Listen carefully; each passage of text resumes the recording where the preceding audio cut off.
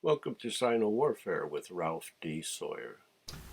China's pre-modern military history stretches from the semi-legendary 3rd millennium BC to the collapse of the Qing dynasty in 1911.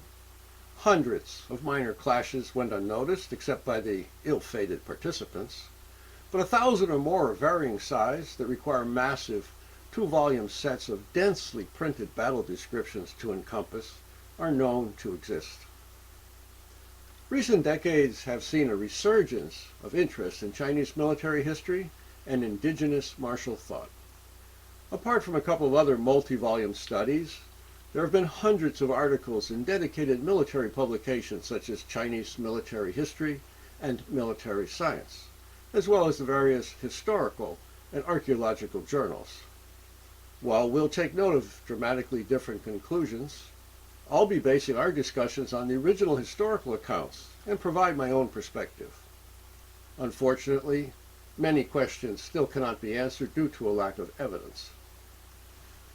The focus will be on tactics and battlefield developments, but important contextual elements, such as whether a state was innovative and aggressive, won't be neglected. However, to prevent these talks from going on interminably, collateral issues must be minimized. Subsequent talks will, however, cover military organization, weapons, component forces, formations, and other specialized topics. Except in the case of surpassing commanders and great historical figures, I also intend to minimize the use of names and confusing bureaucratic titles and refer to them by their functional roles. Despite vaunted claims that the civil always prevailed over the martial, that political and cultural solutions were emphasized and military efforts and martial values such as courage and heroism deprecated, China's popular culture has always esteemed strength, embraced heroes, and admired skilled warriors. It's also been generally believed that the era of the legendary sage rulers, prior to the emergence of the Shang dynasty, was an idyllic age, one marked by tranquility and perfect order. Yet, traditional belief also contradictorily holds that the legendary progenitor known as the Yellow Emepror, who is credited with many vital creations, including the chariot and employing virtue to govern, had to vanquish two powerful tribal leaders in battles that determined the future thrust of Chinese culture. In order to impose order on an increasingly chaotic realm, it said, quote, "The Yellow Emperor nurtured his virtue and ordered his weapons, regulated the 5 vapors, cultivated the 5 grains, was solicitous toward the myriad peoples, took the measure of the 4 quarters, and trained the bears, the leopards, and the tigers in order to engage in battle with the Red Emperor in the wastes of Banchuan." Now, despite the thoroughness of his victory, Chieh, a brutal and aggressive leader known for innovating new weapons and conceiving heinous punishments, contested this supremacy. Again, a quotation: "The Yellow Emperor summoned the armies of the clan chiefs and engaged Chieh in battle in the wilds of Tuoli. He subsequently captured and killed him. The Yellow Emperor then pursued and rectified all those under heaven who failed to submit, but left the tranquil alone." As discussed in detail in my Ancient Chinese Warfare, these basic accounts were increasingly embellished over the centuries to describe a series of clashes accompanied by great bloodshed. Chieh's deployment of a burning miasmic fog, and the Yellow Emperor's ingenious use of a secret technology that actually doesn't appear until the later Han, the south-pointing chariot, to thwart it. Clashes such as these prompted a more realistic understanding of warfare as innate, and turmoil and conflict as inescapable. The Huainanzi observed that, quote, "Beasts of blood and chi who have horns butt, those with teeth bite, those with poison sting, and those with hooves kick. When happy they play with each other, when angry they harm each other. This is their heavenly nature." Hsün-tzu, another Warring States writer, identified human desire as the root cause of conflict. Men are born with desire. When their desires aren't satisfied, they cannot avoid seeking to fulfill them. When their seeking is unconstrained, conflict is inevitable. Now, the sole decisive clash between the prominent Shang state and the ruling Xia dynasty melodramatically unfolded at Mingqiao about 1766 BC amid thunder and rain. Having learned of King Chieh of the Xia's secret fears through China's first known subversive agent Yi Yin, King Tang of the Shang launched his assault from the minimally defended west after circling around from the south.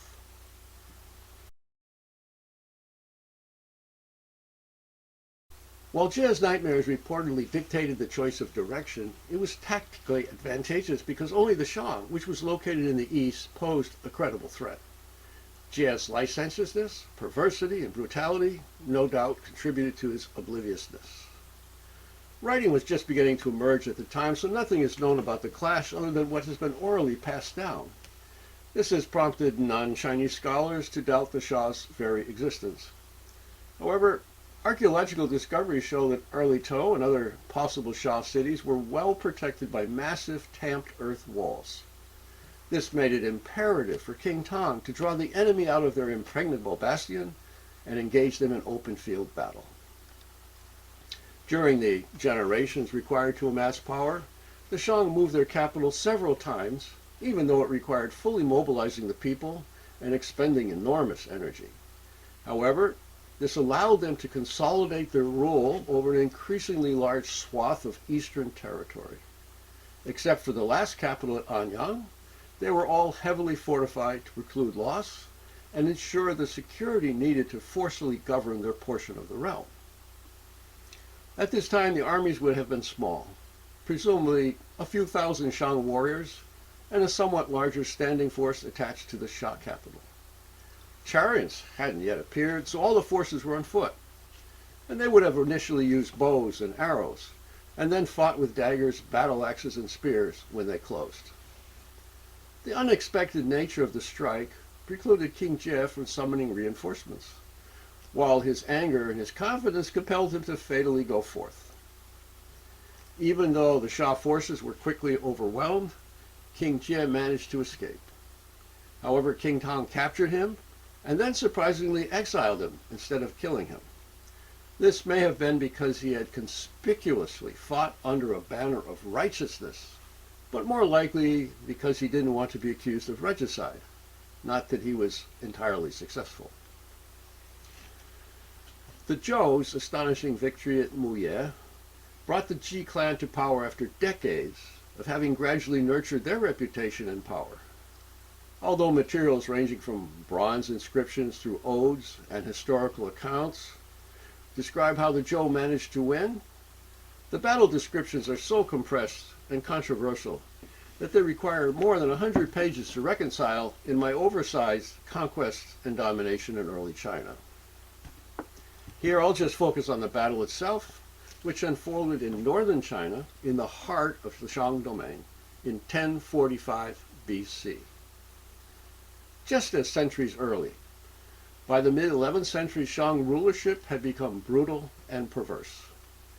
This prompted Zhou's leadership, Kings Wan and Wu, ably assisted by the famous Duke of Zhou and the strategist known as the Tai Gong, who we'll talk about later, to dedicate themselves to overthrowing the reigning power in the interests of all the people. Eliminating evil was the proclaimed motivation, righteousness and humaneness the justification. Determination wasn't a problem, but a vast discrepancy in their respective forces was. As a result of its tyrannical governance, the Shang could field a force of several tens of thousands, whereas the Zhou had to rely upon themselves and a few allies, though its claimed hundreds of clans supported them in the final effort. Over the previous century, the Zhou had continuously grown stronger by nurturing its power, annexing minor groups about it, and attracting the support of many others through a carefully cultivated image of compassion and self-proclaimed virtue. Surprisingly, Emperor Hsün, the Shang ruler, had even designated the Zhou king as hegemon of the western region, clear evidence he was aware of their newfound power. Nevertheless, despite having also imprisoned King Wen, he remained arrogantly oblivious to the threat's imminence until a Zhou coalition force approached the detached capital of Zhaoge, where he was ensconced because the sprawling capital of Anyang wasn't fortified. The core Zhou forces could have come through the Tai Gong mountains, but King Wu chose a southern route that allowed his Qin's allies to join them.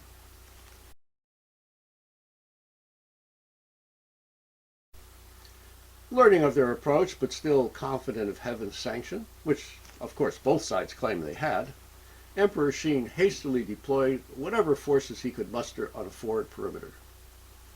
Although the historical accounts depict a vast discrepancy in force size, some claim 45,000 Zhou and allied troops faced an enemy of 700,000 men, composed of Shang clan forces and their allies and subject peoples.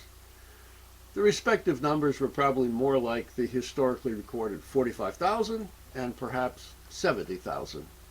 Still a substantial difference, nearly 2 to 1, but the heavily coerced allies and the satellite states were reluctant to fight for the Shang. After both sides deployed, at first light the Zhou mounted a concerted chariot attack with 300 chariots and 3,000 elite tiger warriors under the Tai Gong's command. Although the Shang had been using chariot forces for at least a century, the thrust's power and ferocity were totally unexpected. It easily penetrated the Shang lines, breaking their unity and throwing them into disarray. The other Zhou forces then followed on. The enemy's allied components deserted the field, and the Shang clan forces, no doubt more than half the entire army, collapsed. Even the king of the Shang eventually perished, reportedly after dressing himself in a suit of jade and immolating himself. Traditional accounts of the battle claim that hatred for their king prompted the Shang clan forces to lower their weapons, or even turn about and wound their comrades in their fervor to escape. Some assert that following the initial strike, the fighting was over in the morning. Others claim it went on the entire day, and tens of thousands of Shang fighters were slain. The eminent Confucian philosopher Mencius naively denies any blood was shed at all, because the entire Shang force welcomed the Zhou victory and their king's overthrow, as the mandate of heaven foretold. The Zhou's unorthodox chariot charge proved to be the key to their victory. In addition, because they fought fervently, while the Shang's fighters were reluctant participants, victory was assured. In the light of the era's military history, including a heritage of less than restrained combat and the extensive mopping up campaigns that followed, it's likely almost half the Shang's forces perished, and the rest were taken prisoner and probably enslaved. Significant portions of the Shang populace were then also resettled. Statements that the river ran red with blood are thus almost certainly true. As always, thank you for watching.